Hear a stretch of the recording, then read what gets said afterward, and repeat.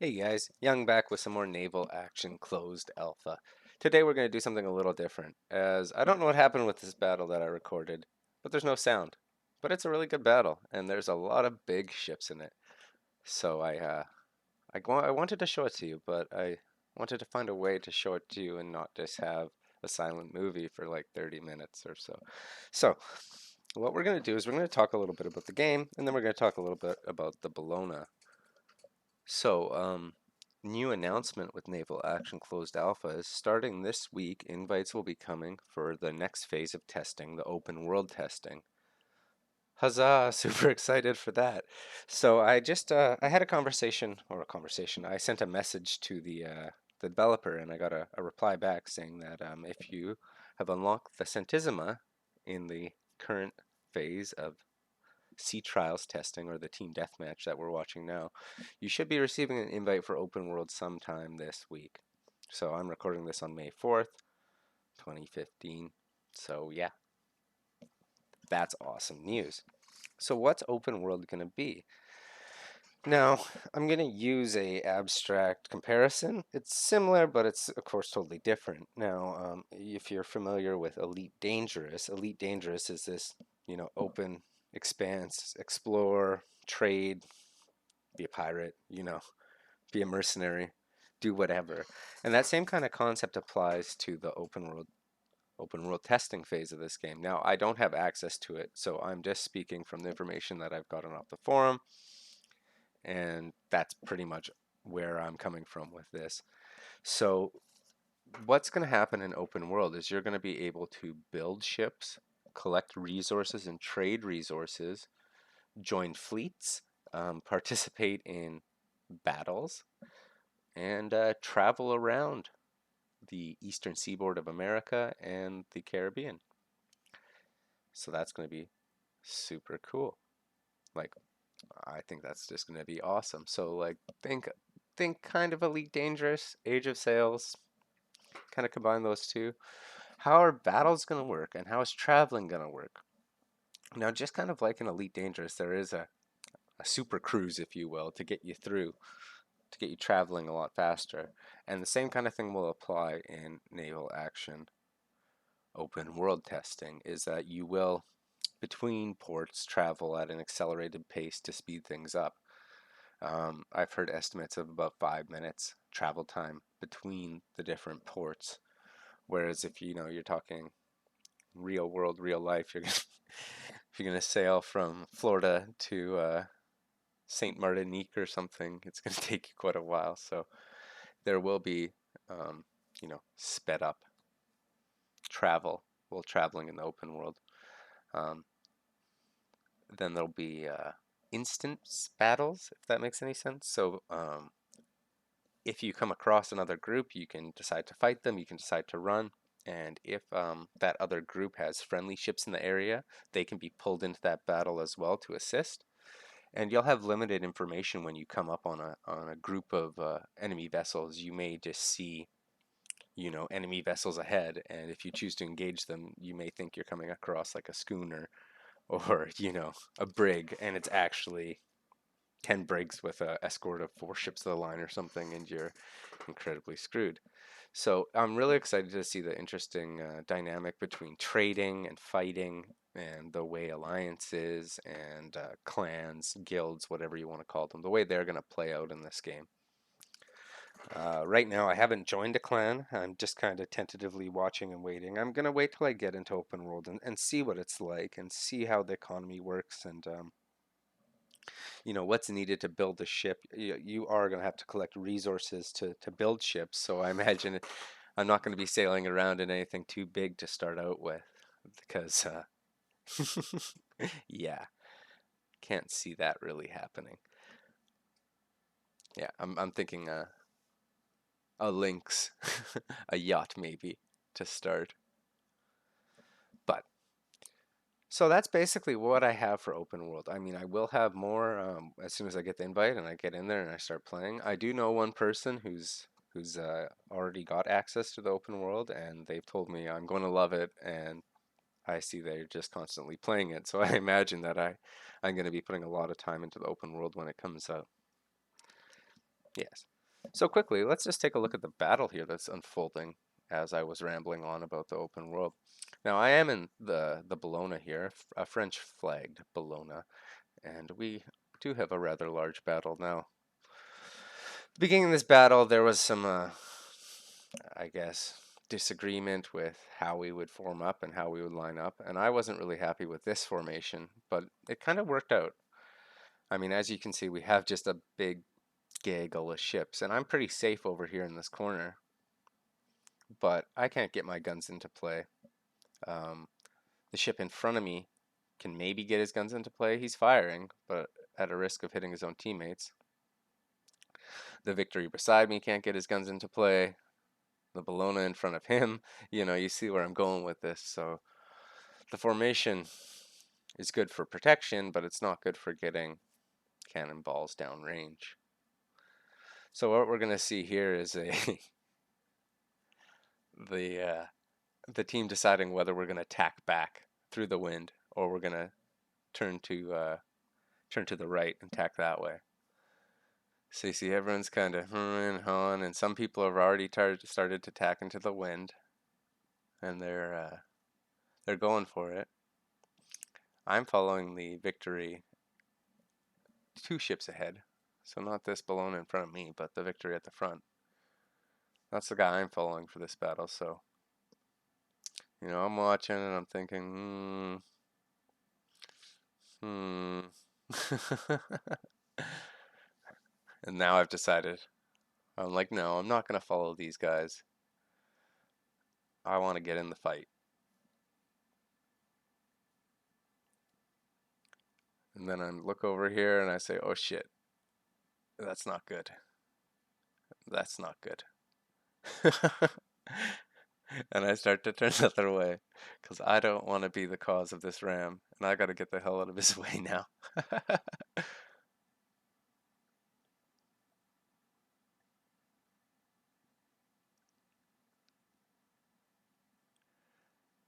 And he's seen me, thank goodness, and he's kind of turning a little to correct.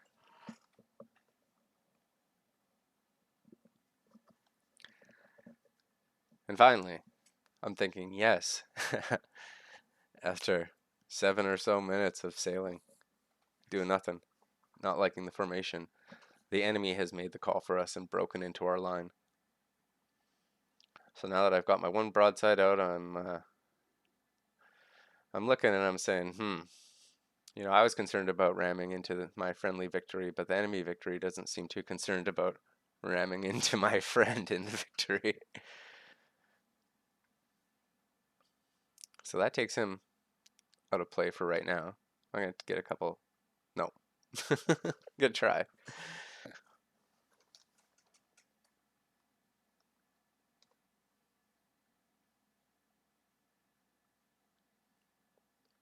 So the decision's being made for me. I'm tacking back this way. And as soon as our Victory that was rammed clears the enemy Victory, I am going to unleash on him.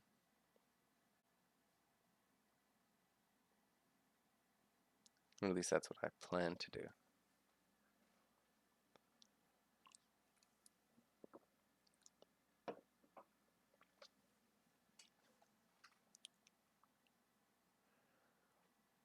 Yeah, and that ram did not work out for him.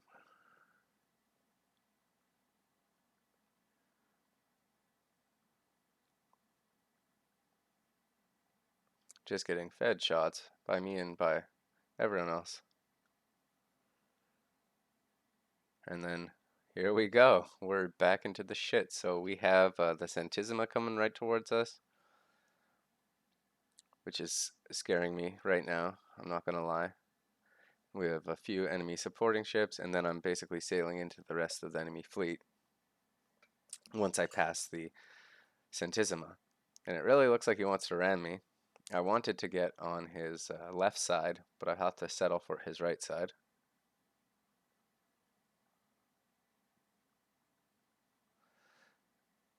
And just miss. Not even a paint scratch. But like I said, now there's the rest of the enemy fleet, so and a friendly that I don't want to hit.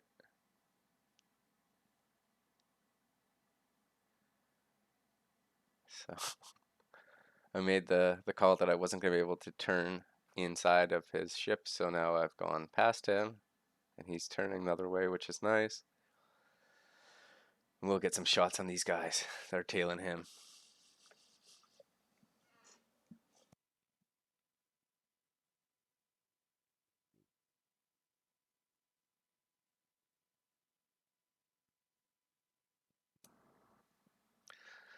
No, it was nice of those enemies to not shoot me.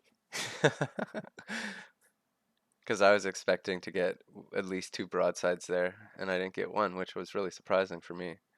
But I can see why they're focusing on the damaged victory.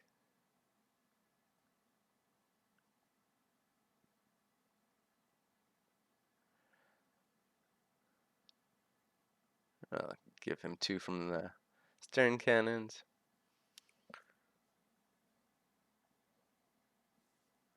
And get ready.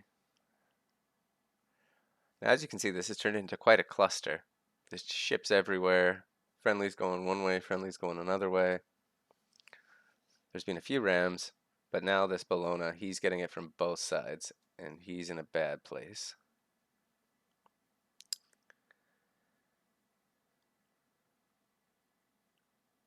So now I'm going to try to get behind him all sneaky like here. But then I'm thinking, I don't know. I got those guys coming up behind me. And I'm thinking, there's too many enemies behind me. So I'm gonna get some shots on this guy, and just like that Bologna spied me on my left, now I'm the meat in the Bologna sandwich, which is never a good place to be, but that Bologna seems really distracted. The one that I'm looking at now, which is good, because he hasn't really been shooting at me. And my cannons are almost fully reloaded. Already let that top deck off. Now I'm seeing this friendly ship coming towards me, and I'm like, ah, shit. So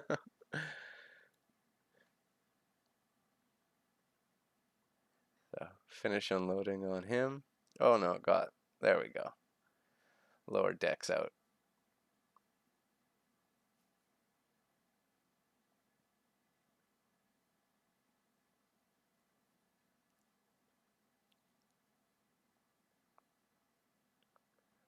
And get the top deck out at least.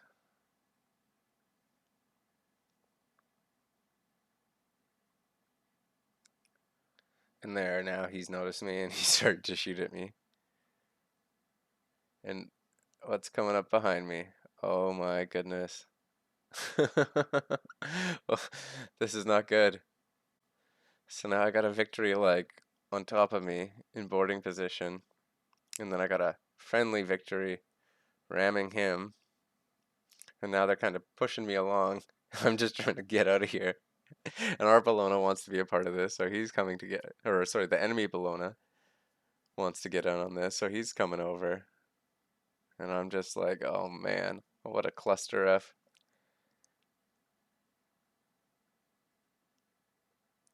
Ouch. Now, none of us were going too fast when all this ramming happened, so there wasn't too much damage from the collisions, but it's just being pushed by this guy. Okay, so I've just broken free. Can give us some shots. He's still being pushed by our victory, which is very nice. So I think I'm just going to continue this game with this Bologna where we're just trading. That's what we're going to do.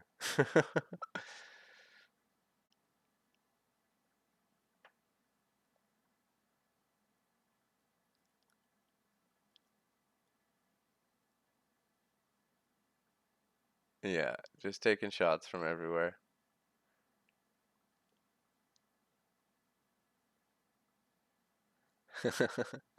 Now, the two victories behind me, boarding has been initiated, so they're duking it out. And given the looks of our victory that's half sunk, I decide, and all the enemy ships sailing away from me, I decided to get some sneaky shots on their sterns.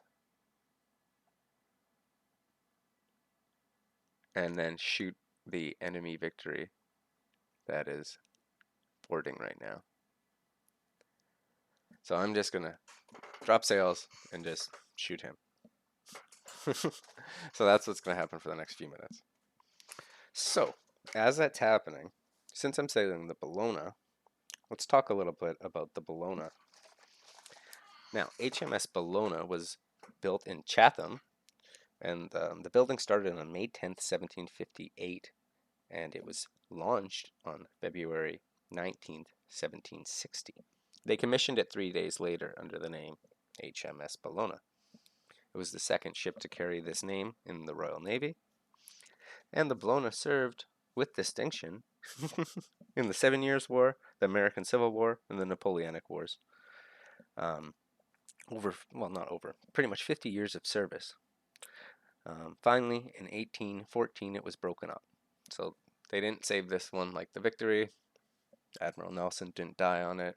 So once it had finished its use, they broke it up and used the wood for other purposes. Now, an interesting thing about the Bellona. Now, the Bellona in 1780, the hull was coppered. Now, what does that mean? What am I talking about? So they basically pulled the ship out of the water and they lined the hull underneath the water line with little strips of copper because they didn't have big strips of copper back then. So it was small strips of copper and a whole shitload of them. And it was an exorbitant cost to do this. But in doing so, what they eliminated was, I know, and I never really thought about this, was all the sea growth, all the junk that sticks to a wooden hull when it's in the water for a long time.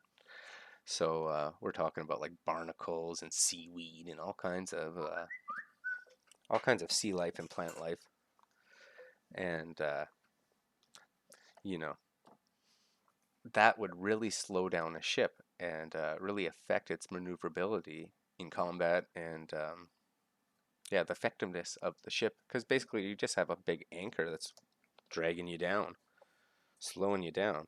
So the idea behind coppering the ship or coppering the hull underneath the waterline was that it would eliminate all this sea growth. And although it was a really exorbitant cost, what you gained in combat efficiency and maneuverability, and also in time saved and not having to pull the ship out every so often and the laborious task of cleaning the hull. So they actually really liked this idea and they decided to copper, as they say, the vast majority of the fleet. And there was a few instances when the British were fighting the French in the Caribbean, where the French commanders were just like, we don't know what these ships are doing. Like, how are they turning at this rate?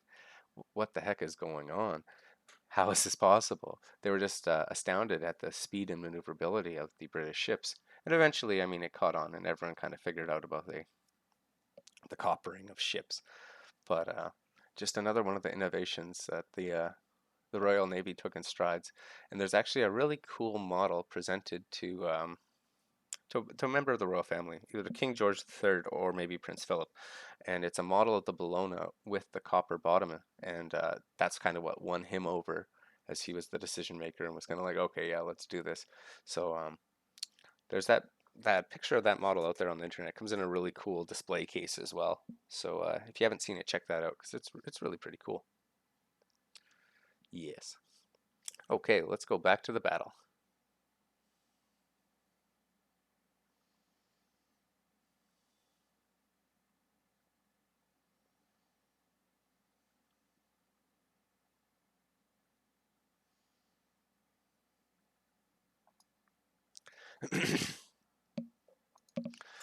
Okay, so yeah, sunk that Bologna after he successfully boarded our Victory. I sat there, pummeled him away. He's sunk. I'm gonna sail back to our friendly ships in the area, and we will group up and mass our firepower to finish this battle off in style. Now I'm looking over there through my spyglass. I see we got two or three friendly ships over there, and a fair number of enemy ships. So I'm just going to try to come and get in station behind our friendly ship here, and we'll travel together.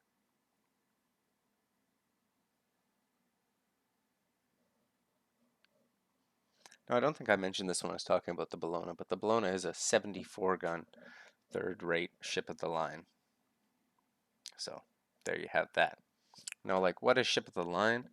So in Age of Sail, in this time period with these ships, one of the common battle tactic was just to line up in lines and duke it out with other big ships, getting all your guns in play, and just who could fire faster, battle of attrition kind of deal, and just one of the most effective ways to fight with a fleet of sail ships.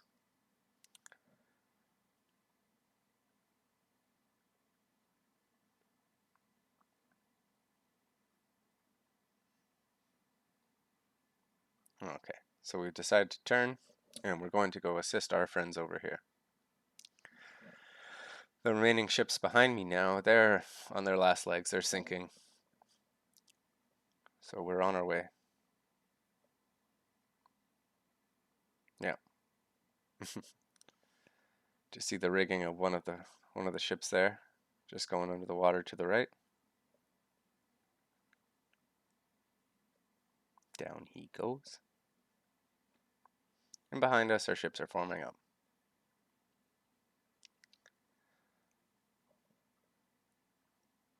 I'm looking way out there, over there.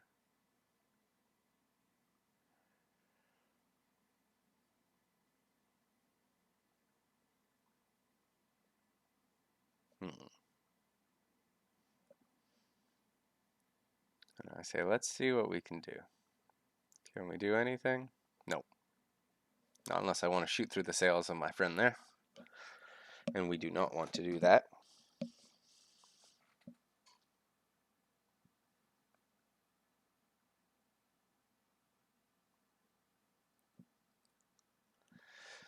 So we are just gonna sail our way there. So, when I was speaking about open world and I was talking about the accelerated pace of travel between locations, you can see just in this battle how long it's taking us to sail from one side of the battle arena to the other. And this is at, a relatively good speed. I could be going faster, but it's, a relatively good speed. And you can just imagine how long it would take. You'd be sitting there for days sailing between sailing between locations. And what if the wind died down and you were just stuck? There's a fine line between the realism and historical accuracy and playability. So, if it's as realistic as you're stuck in becalmed seas for a week and you can't really do anything, then I would probably say they need to, ratchet the realism back. But I think so far they found a really nice balance between the realism and the playability. I'm fairly happy with this game.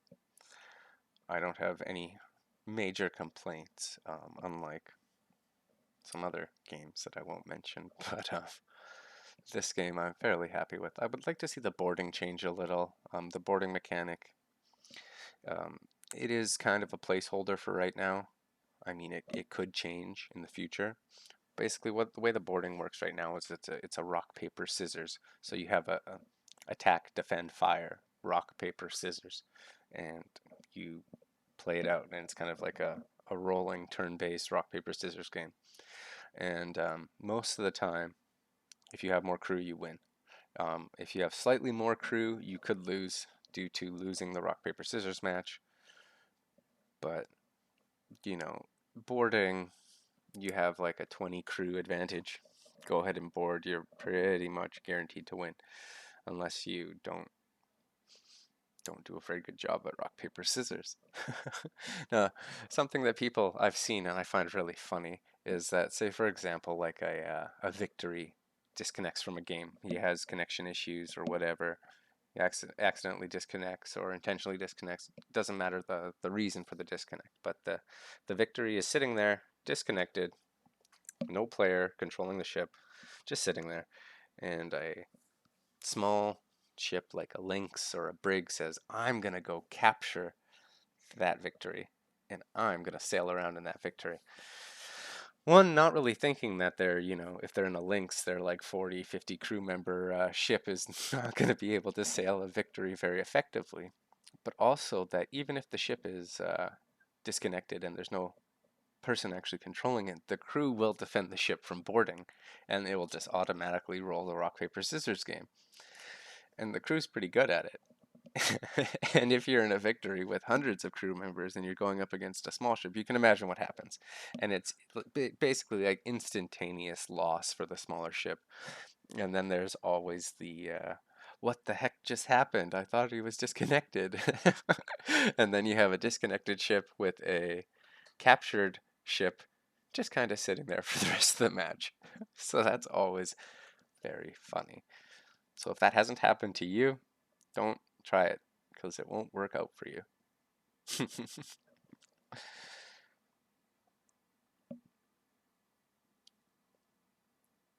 I'm not reloaded on this side, so I don't get a shot on him. Oh, top deck's trying to reload. We'll get them out. And I think this is funny because I don't think one hits. They all go to the left and to the right. And I'm looking at that and I'm like, what the heck? But it's okay because everyone's good. We're in an okay position and my middle deck is reloaded.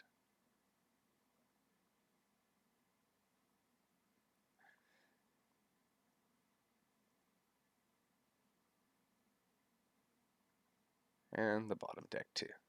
So there we go. And he's hurting.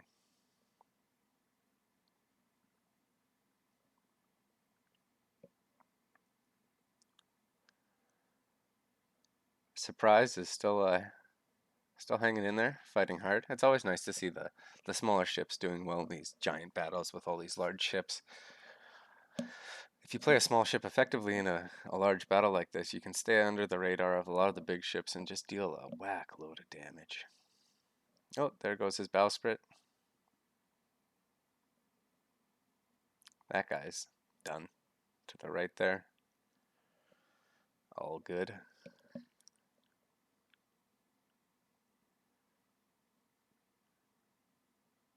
And I know he's sunk, so I'm not going to waste my shots on him. Although I could and just decimate him, but what's the point? I'm going to save them for the guy that's still sailing away.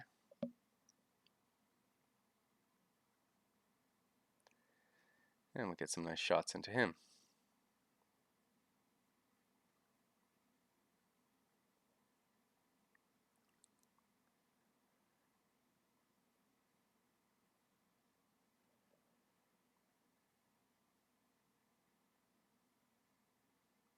Yes. So now we're just mopping up pretty much. This is a mop-up operation now.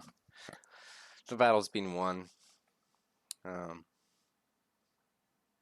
There's the little frigate there. That's gonna ram. Yeah. So this guy rams our ship, and then we all turn on him, and he just gets walloped. And we don't stop shooting him because we don't really take kindly to wild frigates ramming our friends here. So we make sure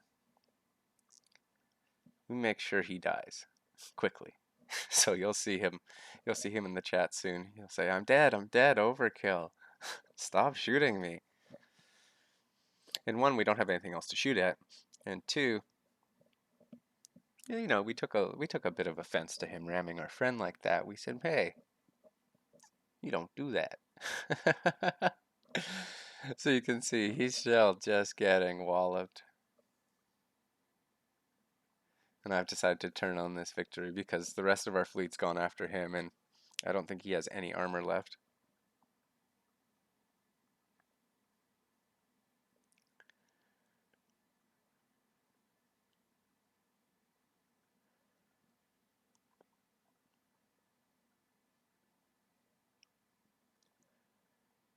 Yeah, scanning the scene.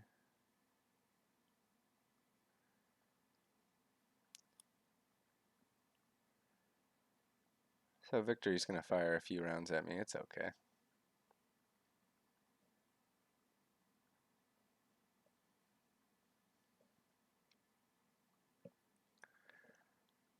Well, let's see if we actually hit something. Hey, there we go.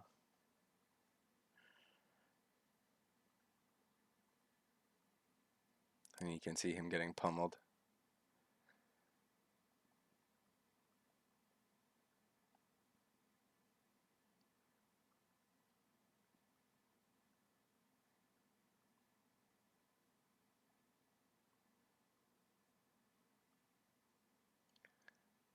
Yeah, I'm taking shots, but it's okay. I'm not really concerned. I'll take the shots. The Victory will pass.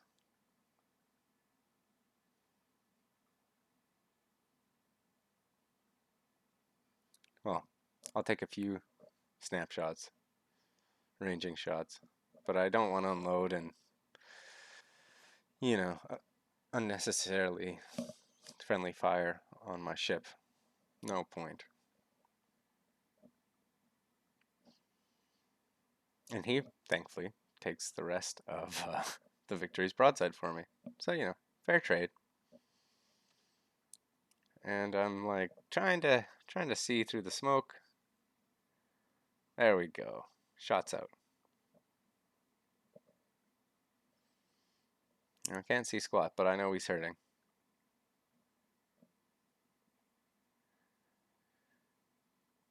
So now we start our attack the other way. We basically just stalled ourselves out there and stopped, just to let the other ship pass and to get that shot on that Victory.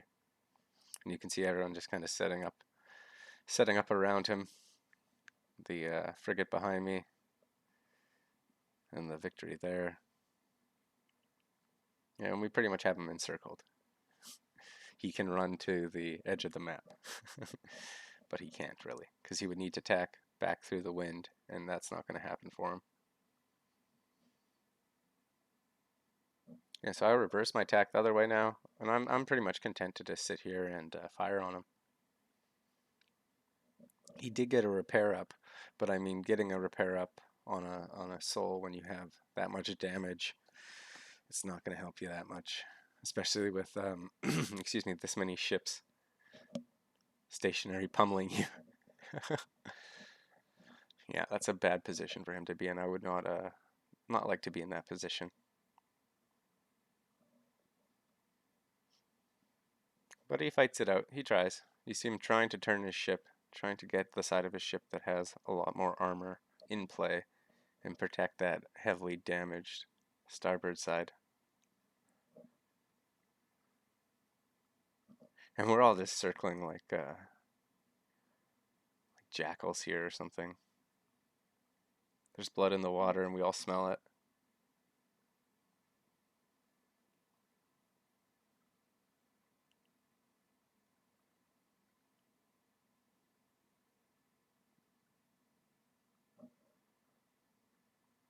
And he's managed to turn. So he's got his side with armor in play, but unfortunately, we're on both sides. Unfortunately for him. And his repair, since we've just been eating away at him, has not really done anything to help the unarmored side of his ship. And so now, just dicking around in the wind like I am, just waiting, turning, because I know he's going to shoot at me. Yeah, I know I'm going to take some serious shots here. But again, it's okay. I still had a repair. So I popped my last repair. And now I come in for Ezekiel. Well, he's been dead for a while. He's just floating dead. But I come in for my last shots, and I see our buddy here. He sees me. It's all good. Good coordination of the team here.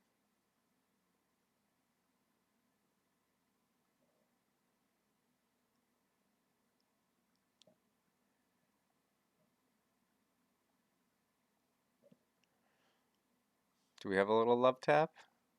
Just a little love tap, but it's okay.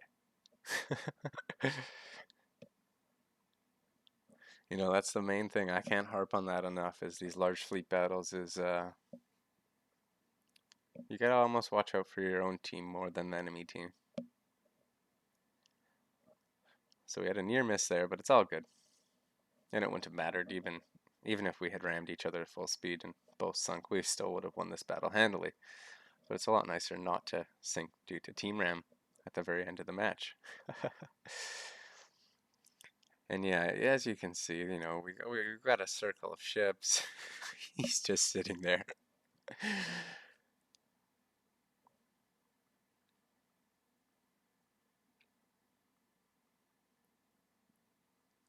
And we're making sure this one isn't going to get away. And there you go. Battle is done. So let's check out the damage, shall we? And see what we accomplished in this battle. So there you have it. There's the damage for everyone. And it was a very fun battle. I wish that the live comment